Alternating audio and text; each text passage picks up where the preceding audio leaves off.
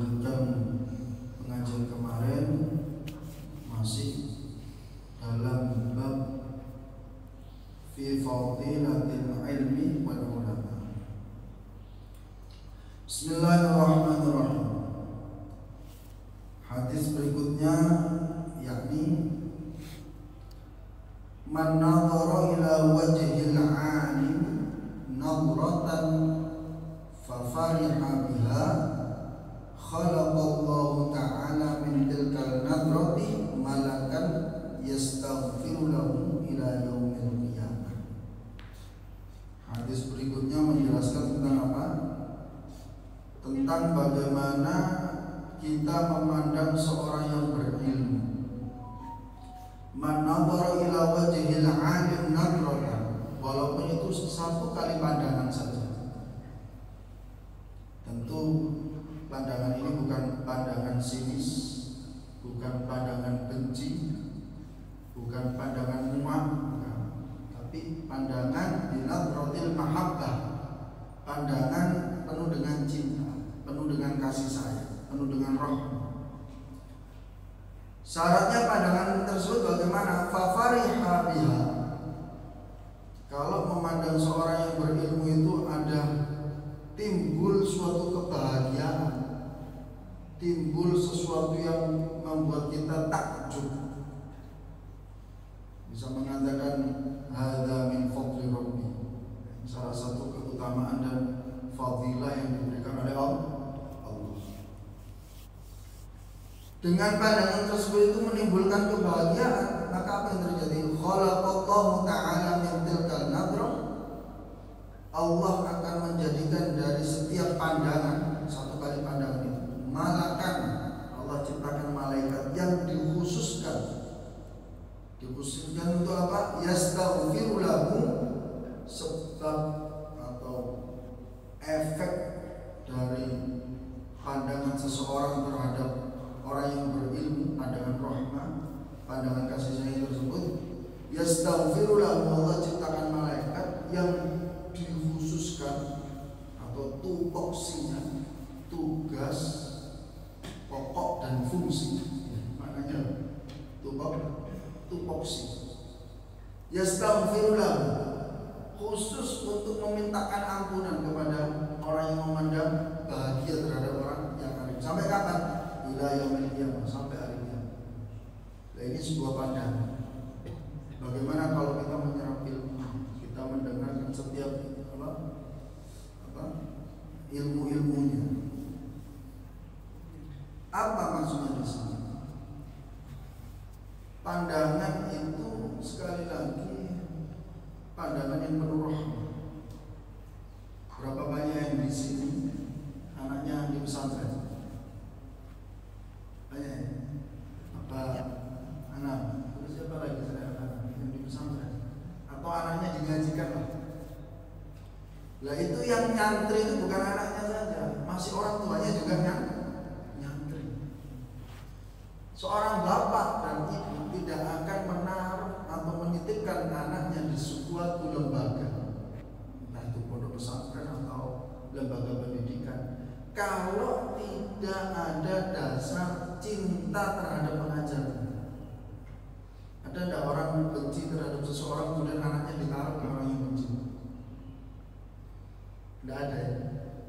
Jadi pastinya ada sesuatu yang mengakibatkan si anak ini dititipkan kepada seorang ustaz atau kiai tersebut karena ada rahmat, kasih sayang.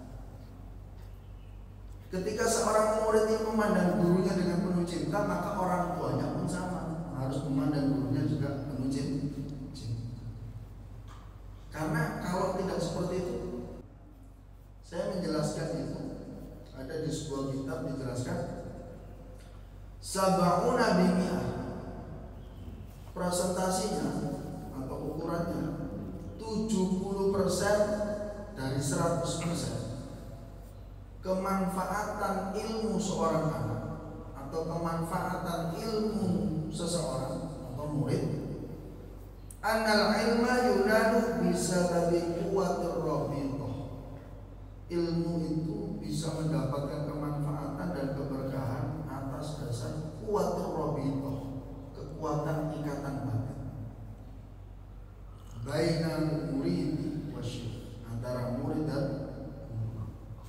maka tidak akan terjadi ikatan batin kalau satu sama lain tidak ada dasar rahmah dan kasih sayang. Rahmah, kasih sayang, cinta dan kasih sayang. Maka sekali lagi, ketika kita menitipkan anak kita di sebuah lembaga pendidikan, maka bukan sekedar anak kita saja yang tirakat, riyadhah, bahasa Arabnya riyadhah, bahasa Jawanya tirakat. Maka yang harus memodalkan cinta dan kasih sayang juga orang tua.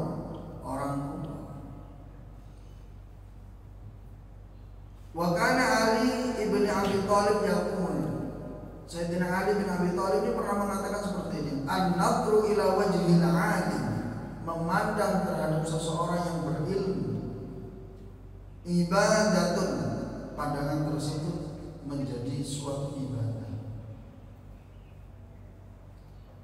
Wa nurun fin nadhri, dan menjadi cahaya pada setiap orang. Pandangan wa nurun fil qalbi, dan menjadi cahaya pada setiap hati. Berapa banyak orang itu terkesima atau merubah tabiat sebelumnya. Mohon maaf, contoh itu tabiat kurang baik menjadi tabiat baik bukan karena sebuah ucapan, akan tetapi sebuah perilaku atau sebuah tindakan. Ada makalah mengatakan lisanul hal, memberikan contoh, gampangnya maknanya seperti itu. Lisanul hal afsahu min lisanil maqal, memberikan contoh dengan sebuah tindakan itu lebih fasih daripada sebuah ucapan. Saya pernah cerita mungkin Kiai Maimun Zubair Allah yarham itu dalam satu waktu saking istiqomahnya, contoh apa blok apa namanya? Blok E. Dari blok E ke masjid itu ada beberapa masafah atau jarak. Ini yang diceritakan oleh para santri-santrinya Kiai Maimun Zubair Sarang. Tidak seperti sekarang ribuan tidak, sehingga menghasilkan atau menalurkan seorang al-alim al-alama al-mufassir al-Quran wal muhaddis Gus Bahauddin. Tahu semua ya Gus Bahauddin.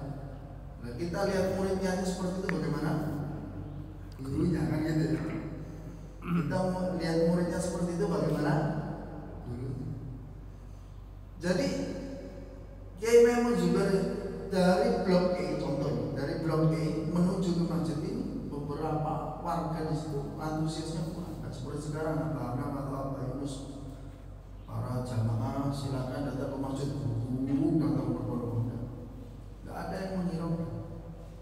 Setiap beliau berjalan itu zikir Allah, minta Allah. Minta ke Allah. Qul innal huda hudallah. Katakan bahwasanya hidayah, petunjuk itu mutlak dari Allah.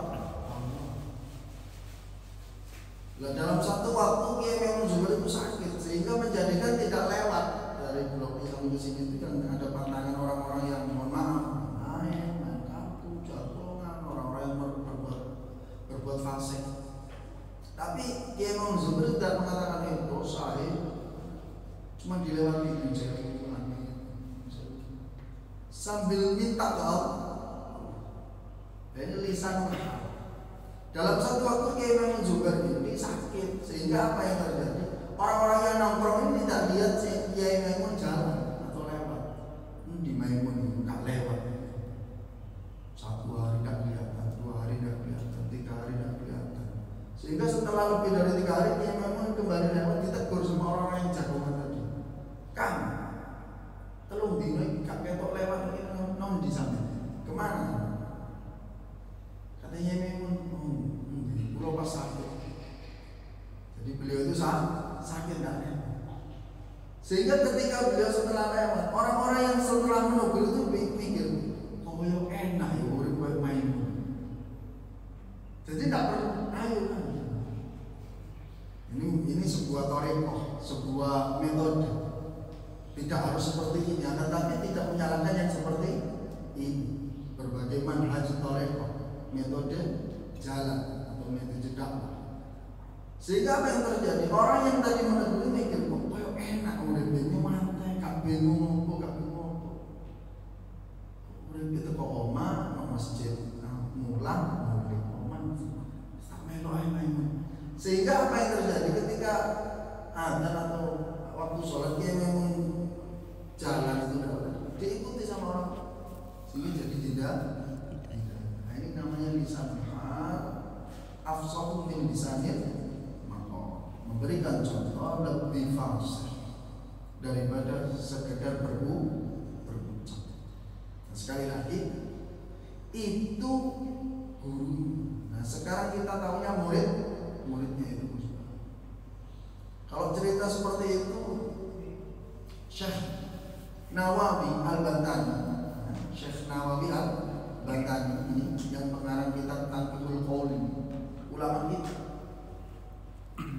Jadi Syekh Nawawi Al-Bantani ini dalam satu waktu diuji sama ulama-ulama internasional, khususnya yang ada di Mesir. Bagaimana sih kealiman Syekh Nawawi? Katanya alim betul diuji. Ini saya cerita tentang murid dan sehingga Syekh Nawawi ini Al-Bantani tahu saya ini lagi diuji sama orang-orang alim pada waktu itu. Nah, ketika tahu diuji maka dipanggillah seorang santri yang biasanya itu melayani beliau, entah bawakan kitabnya, entah itu menuangkan susunya atau pokoknya melayani beliau. Diajaklah santri ini ke Mesir. Ketika di Mesir, beliau pesan kepada santrinya, iya, nanti kita tukar ya bajunya. Maksudnya gimana? Kamu pakai baju saya pakai baju kamu. Katanya Syekh Nawawi.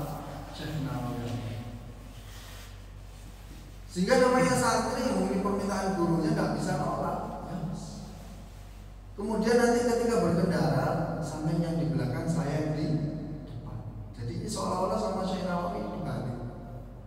Jadi kiainya seorang santri, santrinya jadi kiai atau kiai Syekh Nawawi yang jadi santri, santrinya jadi kiai kelamin itu. Bajunya kiai.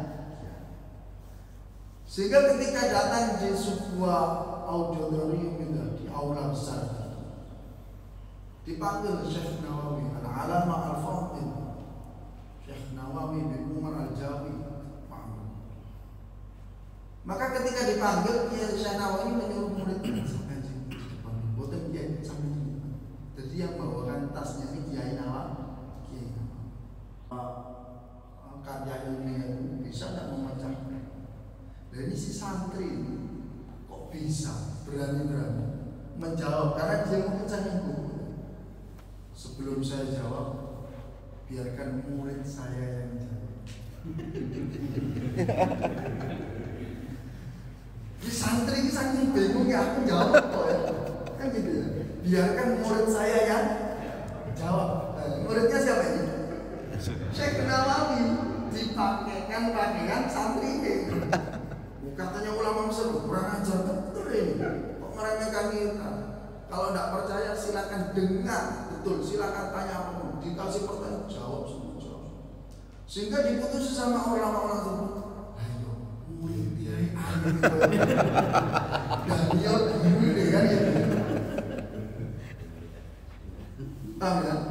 Nah ini adalah rohitoh, kekuatan antara murid dan murid alim kok undang ya guru, padahal gurunya sih di padium itu santri jika dipakaikan pakaian ya, nah, seperti itu. Ini mahal, sehingga orang itu melihat diberikan hidayah oleh Allah itu karena ada satu yang terkesan, mahabbah atau cinta. Nah, panjenengan juga seperti itu. Harus ketika anaknya didirikan kelembagaan, panjenengan harus senang, betul-betul senang, harus pasrah, harus benar-benar yakin bahwasanya setiap apa yang dialami anak kita dalam berpendidikan atau menempuh pendidikan harus punya keyakinan akan mendapatkan ilmu yang manfaat dan barokah. maksud dari man nadhara ila wajhil. Lah kata Sayyidina Ali ini apa yang fa idza jalasa al-alimul muallim, apabila ada seorang alim datang ke dalam sebuah masjid menjelaskan ilmu atau menyampaikan ilmu, kana lahu min kulli mas'alatin qasrun fil jannah, setiap ada permasalahan maka Allah sudah siapkan bagi seorang ustaz tadi atau guru tadi, orang yang beralim tadi, qasrun fil jannah, istana. Ketika dalam majelis ilmu ada yang tanya, oh berarti ada tanya saya ini, tanya saya, berarti Allah sudah nyiapkan istana di. Nah ini yang sering dijadikan alasan. Tiba-tiba saya divisi Pak Tom, Gus, kenapa Pak? Jangan ingin tak bangun istana tanah surga. Ada apa? Saya punya masalah ini. Nah, jadi beliau yang punya masalah, saya cari jawaban ini alasan. Alasannya sangat halus sekali. Jangan ingin istana di surga. Ini namanya ilmu yang langsung mengangkat. Kalau tidak percaya nanti di luar nanti lagi praktekkan. Ya, nah seperti itu. Walil amil, begitu juga orang yang mengamalkan ilmu sama, sudah disediakan oleh Allah istana di surga. Jangan tidak usah mikir konstruksi dia apa, tidak usah dipikir. Itu sudah urusan Allah. Jaminan bagi orang yang mengemban ilmu dan mengamalkan ilmu. Sekali lagi, ilmu itu tidak ada batasan. Wasi'a kulla syai'in ilma. Allah sudah menjelaskan ilmu itu sangat luas. Dan yang maha memiliki ilmu hanya Allah. Allah juga mengatakan dalam Al-Quran, wa ma utitu minal ilmi illa qalila. Tidaklah setiap manusia yang hidup, makhluk yang hidup, ketika saya berikan ilmu itu kapasitasnya cuma illa qalila, mungkin kurang dari setetes, saking luasnya ilmu. Maka Rasulullah sangat bijak sekali, sangat bijak sekali. Ketika beliau mengatakan, idza amartukum bi syai'in, ketika saya memerintahkan kepada engkau wahai sahabat dan umat, khitabnya umat. Apa yang menjadi lawan bicaranya adalah umat, bukan sekedar sahabat pada waktu itu, tapi umat sampai ila yaumil qiyamah. Fa'tu minhu mastata'tum, lakukan semampunya. Nah, ini bijaknya Rasul. Bagaimana Rasulullah ini ada salah satu yang diwajibkan oleh Allah, tahajud. Kalau kita tidak tahajud bagaimana dosanya, kan gitu ya. Tapi apa Rasulullah? Tahajud bagi Rasulullah adalah wajib, bagi umatnya Maka Rasulullah dengan bijak, faktu minhu mastata'tum, maka lakukan semampunya. Sunnah apa? Bisa minum jenggot, bisa minyak wangi, bisa berkata yang baik, bisa berpakaian yang rapi, berpakaian yang rapi. Sudah, faktu minum mastata'tum, sak mampu. Tidak bisa secara kafah, tidak bisa secara sempurna, tidak bisa. Semampu. Maka ini termasuk bagian daripada ilmu. Sekali lagi, orang yang memandang orang yang berilmu dengan pandangan yang bahagia, maka Allah sudah mempersiapkan malaikat yang selalu beristighfar untuk dirinya sampai hari kiamat. Bagaimana kalau guru saya ini sudah meninggal? Saya pernah punya guru, atau saya punya guru, jangan mengatakan saya pernah punya guru. Dan sekali lagi saya pernah diajari sama ustaz saya, pojok sekali ngomong, ibu biyen guru, jangan. Selamanya dia pernah mengajari kita, maka selamanya dia tetap guru kita. Jangan pernah biyen guru, jangan. Karena takutnya daripada kata biyen ilmu ini daman. Sayyidina Ali mengatakan, ana abduman alamani harfan wahidah. Saya ini hamba. Bahasanya kalau lebih pas adalah murid. Saya ini adalah seorang murid bagi siapapun saja yang mengajari saya, walaupun itu satu guru. Ini Sayyidina Ali karramallahu wajhahu, yang diberikan gelar karramallahu wajhahu sebab beliau tidak pernah melihat sesuatu yang dilarang oleh Allah atau sesuatu yang dasarnya makruh saja. Mohon maaf, melihat apapun di tubuh kita secara kasat mata ini sesuatu yang dimakruhkan oleh Allah. Sayyidina Ali dijuluki karramallahu wajhah karena beliau tidak pernah melihat, punyanya sendiri tidak pernah melihat, apalagi punya orang lain. Punyanya sendiri, maka punya gelar karramallahu wajhah. Allah muliakan wajah. Seperti itu. Lah, bagaimana kalau guru kita meninggal? Ada sebuah hikayat atau cerita. Syekh Al-Imam Bahauddin As-Subki punya guru namanya Syekh Al-Imam Muhyiddin An-Nawawi, bukan Syekh Nawawi ya. Ada Imam An-Nawawi. Kalau Syekh Nawawi Al-Bantani, kalau Imam Nawawi hidupnya lebih jauh. Muhyiddin An-Nawawi. Beliau sudah meninggal. Syekh Bahauddin ini punya anak namanya Taqiyuddin. Jadi bapaknya namanya Bahauddin, anaknya Taqiyuddin. Bahauddin ini ngaji ke Muhyiddin An-Nawawi. Suatu ketika gurunya sudah wafat. Ini karena ada robito, kekuatan yang paling kuat antara guru dan murid. Suatu ketika beliau hendak masuk ke negeri Syam. Dalam perjalanan dengan putranya Taqiyuddin ini, wakana falahi, ada seorang petani ngobrol di ladang itu ngobrol, di kebun itu ngobrol. Lah, Syekh Bahauddin ini dengar apa yang diucapkan oleh petani tadi. Beliau mengatakan, si petani mengatakan, Inni laqad sa'altu al-faqih al-Imam Nawawi mas'alatan kada wa kada kada wa kada. Saya kemarin itu tanya ke seorang yang faqih, ahli faqih, seorang imam besar, Muhyiddin An-Nawawi. Dia mengatakan, saya pernah tanya seperti itu. Laqad sa'altu al-Imam Muhyiddin An-Nawawi mas'alatan kada wa kada wa kada. Lah ini dengar, muridnya ini namanya Bahauddin dengar. Tiba-tiba yang awalnya di atas kuda langsung turun. Lah si anak kaget ini tadi As-Subki. Kenapa abah saya tiba-tiba turun? Ditegur sama anaknya, wahai abah, kenapa engkau tiba-tiba turun? Dan engkau tidak mau naik? Ketika saya mendengar seorang petani tadi asik ngobrol tentang apa yang pernah ia tayangkan ke guru saya, maka apa yang terjadi? Dalam kitab dijelaskan, wallahi la'ab, demi Allah saya tidak akan pernah naik dalam waktu ini kuda tersebut. Kenapa? Wa'ainun taramuhi dan nyamsi. Sedangkan mataku ketika disebut nama guruku langsung melihat dengan kasat mata guruku ada di hadapan. Nah, ini kalau nggak kuat Robi itu tidak bisa. Kuat Robi itu, kekuatan ikatannya. Ibaratnya jenengan kita. Saya pribadi juga mengalami, orang tua saya sudah wafat. Akan tapi apa? Tidak menutup kemungkinan karena kuatnya ikatan saya dengan orang tua saya.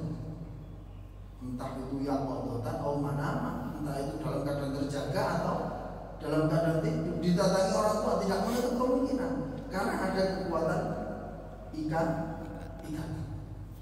Nah, yang disebutkan sab'una fi mi'an al-ilma yunalu bisababi quwwatir rabita bainal muridi wasyekh. 70% dari 100% itu kemungkinan terbesarnya ilmu itu didapat sebab kuatnya ikatan antara murid dan guru. Seperti itu. Nah, ini tentang man nadhara ila wajhi.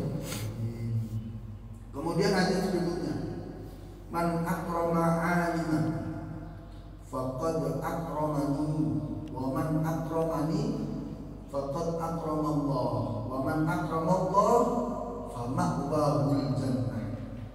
Hadis berikutnya menjelaskan bagaimana cara memuliakan. Karena ini babnya ilmu wal ulama. Man akrama aliman faqad akramani. Kata Nabi, siapa orang yang menghormati orang yang berilmu, sungguh ia telah menghormatiku, kata Nabi.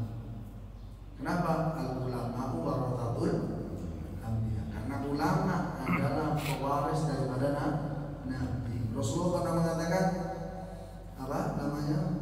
Kullu nasabin munqati'un yaumal qiyamah. Setiap nasab garis keturunan akan terputus kelak di hari kiamat. Illa nasabi wasabi, kecuali sesuatu yang dari jalurku kata Rasulullah, dan sesuatu yang menjadi sebab kepada diri. Jadi kita ini nyambung kepada Rasulullah ada sebab, ikut jalur sebab. Apa? Dengan amal yang atau dengan ilmu yang kita amalkan. Nah, kita nyambungnya di situ semua. Selama kita selalu menjalankan syariat, tidak meninggalkan, tidak melawan daripada syariat tadi, itu sama halnya sudah mengamalkan ilmu. Dan semoga kita termasuk bagian sababi, kata Nabi, nyambung sama Rasulullah kelak di yaumul qiyamah karena sebab ada sesuatu ikatan, sebuah amal, menjalankan apa yang diperintahkan Rasulullah. Nah ini kalau ulama, saya tidak mengatakan ulama itu walaupun tidak ada orang yang memuliakan, Allah pasti memuliakan. Sekali lagi garis bawah, orang yang berilmu walaupun di sekitarnya tidak ada yang memuliakan, Allah pasti memuliakan. Kenapa? Yarfa'illahu alladhina amanu minkum walladhina utul ilma darajat. Karena ini jatahnya dari Allah, plusnya dari Allah. Jadi bonus yang diberikan oleh Allah, orang-orang yang menuntut ilmu, mengemban ilmu, mengamalkan ilmu, dimanapun dia tidak dihargai, Allah tetap mengangkat derajat. Walaupun di dunia dia dihinakan, tapi di akhirat tetap ditinggikan. Saya tidak bahas ulama, saya bahas tentang umum. Man dari dasar hadis, man akrama aliman faqad akrama. Sekarang saya bahas tentang manusia satu dengan manusia yang lain. Ini karena babnya memuliakan.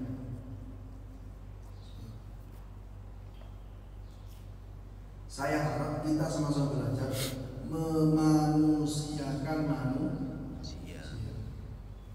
Tidak coro-coro, ngomong-ngomong, nggih. Semerap ya, ngomong-ngomong, memanusiakan manusia. Kadang kita ini meremehkan orang lain atau menghina Allah bilamin. Sedangkan Allah sendiri mengatakan walaqad karramna bani Adam. Sungguh Allah telah mengatakan dalam Al-Quran memuliakan anak cucu Adam, yaitu berupa manusia. Wa hamalnahum fil barri wal bahri wa razaqnahum minat thayyibati wa faddalnahum ala katsirin mimman khalaqna tafdila. Kenapa kok manusia ini dimuliakan oleh Allah? Karena mimman khalaqna tafdila, di antara makhluk ciptaan Allah yang paling sempurna adalah Nah kalau yang menciptakan aja menghargai, menghormati makhluknya, kok kita sama-sama makhluk saling menghina. Nauzubillah min. Sekali lagi, nguwong mangkarama ulima. Siapa orang yang memuliakan pasti akan dimuliakan. Sekali lagi, mangkarama ulima. Siapa orang yang memuliakan pasti dimuliakan. Sebaliknya, man zalama zulima. Siapa orang yang zalim pasti akan dizalimi. Kalau bahasa kita karma. Bahasanya Quran sunnatullah. Walan tajida li sunnatillahi tabdila. Tidak akan engkau dapatkan daripada ketetapan dari Allah itu suatu perubahan. Kamu baik akan dikasih baik. Man ja'a bil hasanati falau asyru amsalha. Siapa orang melakukan satu kebaikan maka dibalas oleh Allah 10 bahkan. In ahsantum ahsantum li anfusikum. Kalau kamu baik maka kebaikan itu akan kembali kepada kamu. Ini bahasa Quran seperti itu. Jadi sekali lagi, bagaimana memanusiakan manusia? Ada sebuah contoh. Khalifah Harun ar-Rasyid ini pernah, mungkin ya namanya pemimpin. Kalau dalam perintah itu kun imaman muto'an. Jadilah pemimpin yang ditaati. Kalau tidak bisa au makmuman muti'an, atau jadilah makmum yang taat. Jadi Harun ar-Rasyid ini mungkin ada salah satu orang dan dia itu sekalibernya itu ukurannya ustaz. Jadi banyak yang terjadi. Sehingga si ustaz ini ingin menasihati Harun ar-Rasyid. Dia mengatakan, ya Amirul Mukminin ya Khalifah, inni ansihu laka wa astaddu ilaika. Saya mau menasihati engkau, tapi mohon maaf agak keras. Atau bukan agak keras, saya mau menasihati engkau, tapi ini keras. Banyak enggak seperti itu. Ya, kita menangi, ya, kita kan bahasa Mas yo, aku terang-terangan. Bahasa kita kan tapi keras. Sehingga ketika mendengar seperti ini seorang ustaz, maka Harun mengatakan uskut anta ya jahil. Bukan dikatakan ustaz kan? Diam kamu orang bodoh. Siapa yang mengatakan? Harun ar-Rasyid. Karena dia mengatakan ini ansihu laka wa astaddu ilaika. Saya mau menasihati kamu, tapi mohon maaf ini agak keras. Maka Harun ar-Rasyid mengatakan uskut anta ya jahil. Diam engkau wahai orang yang bodoh. Kemudian mengatakan walaqad ba'athallahu man huwa ahsanu minka ila man huwa akbar minka. Allah saja telah mengutus seseorang yang lebih baik daripada engkau untuk mengingatkan orang yang lebih buruk dari saya dengan ucapan faqula qawlan layyina la'allahu yatadakkaru aw yakhsha, yaitu Nabi Musa kepada Fir'aun. Loh itu aja Allah masih memerintahkan waqula qawlan layyina, katakan kepada Fir'aun, wahai Musa. Harun ar-Rasyid mengatakan qad ba'athallahu man huwa ahsanu minka. Dia kan mengatakan lebih baik. Sedangkan dia mau menasihati Harun ar-Rasyid seolah-olah lebih buruk. Mohon maaf agak keras ini saya mengingatkan. Sehingga dia mengatakan qad ba'athallahu man huwa ahsanu minka. Allah aja mengutus seseorang yang lebih baik daripada engkau. Siapa? Nabi Musa. Ila man huwa akbar minni, berdakwah menasihati orang yang lebih buruk dari saya, yaitu Fir'aun. Allah mengatakan apa? Faqula lahu qawlan layyina la'allahu yatadakkaru aw yakhsha. Itu aja suruh ngomong dengan lemah lembut. Nah, kadang kita ini supaya muhasabah introspeksi diri. Jadi supaya bisa ngubongno wong, memanusiakan manusia. Walaupun nilainya kebaikan.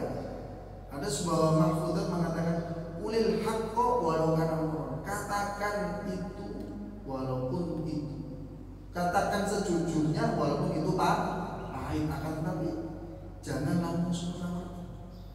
Sehingga orang yang menerima mestinya itu kebaikan, karena wala talbisul haqqo bil batil, kebaikan dibungkus dengan keburukan.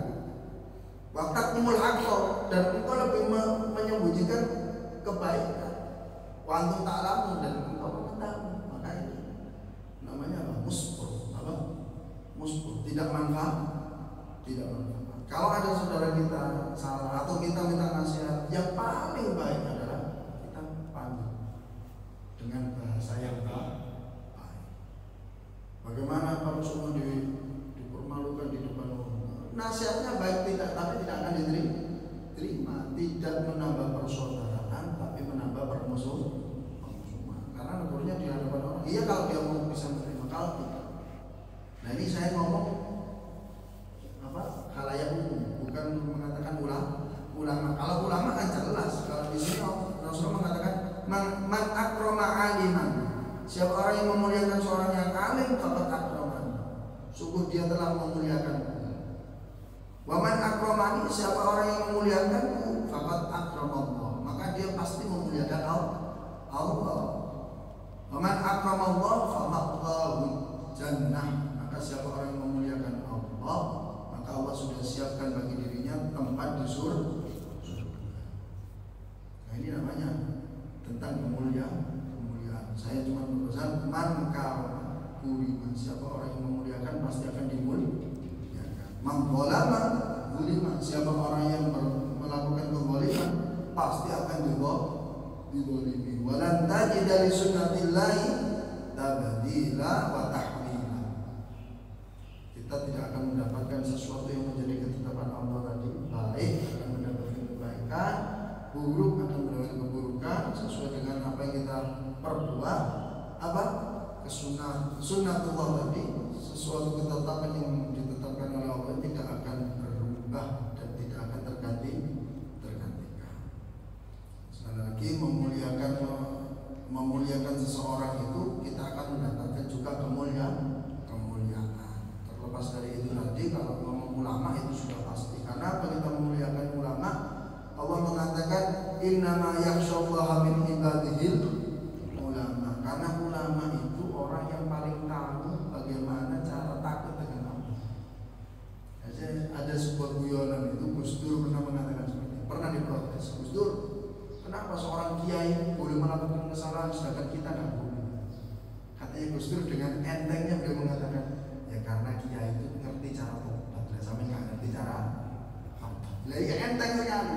Kenapa? Karena ulama itu setiap apa yang dia lakukan berdasarkan ilmu. Wong turunnya berilmu. Turunnya tidurnya ulama itu ilmu seperti itu. Nah, insya Allah itu yang akan kita bahas di pertemuan berikutnya. Naumul alim, tidurnya orang berilmu, afdalu min ibadatil jahil, lebih baik daripada ibadahnya orang yang bodoh. Insya Allah kita sampaikan di pertemuan berikutnya. Wallahu a'lam bishawab. Al-Fatihah.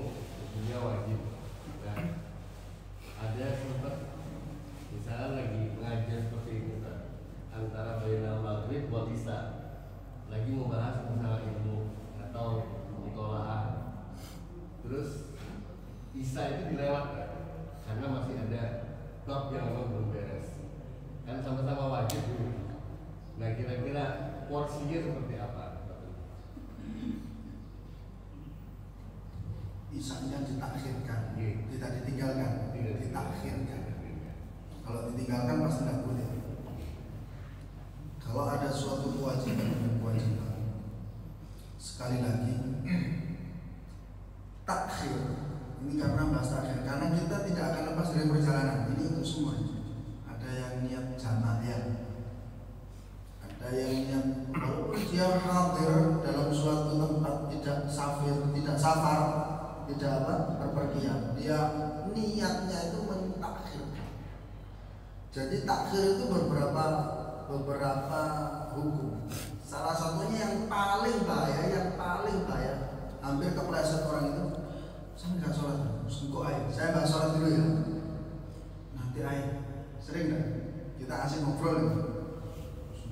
Sama anak gitu ya. Sering nggak? Kalau seumpama dia niat takhir, ya, dia harus punya keyakinan betul bahwasanya dia melakukan sholat atau mengerjakan sholat.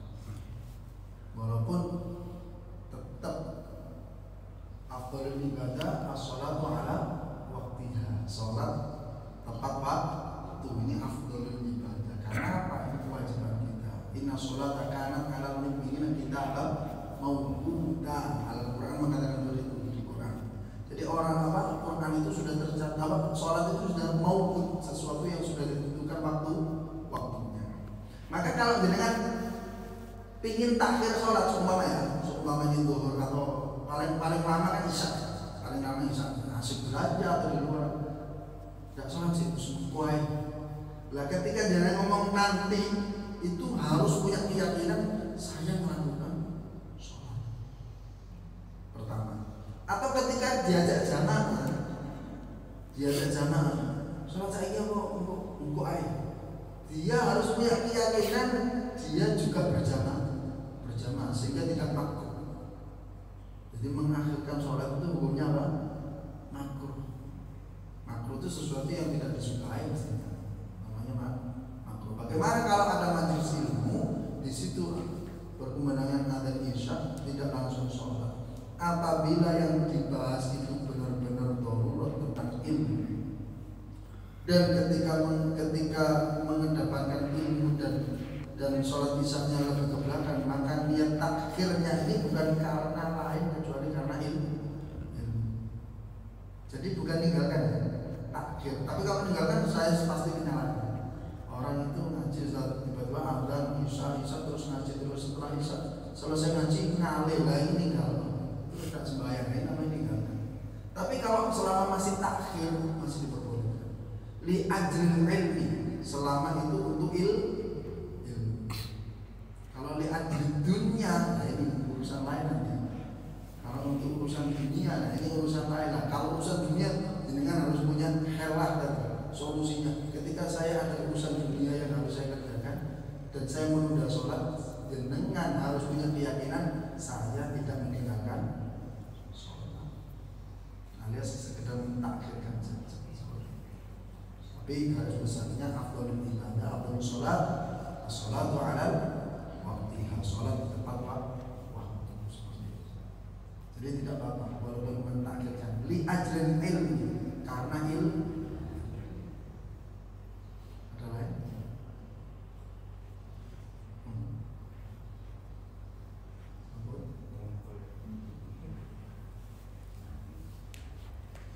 Sudah, ada lain? Monggo.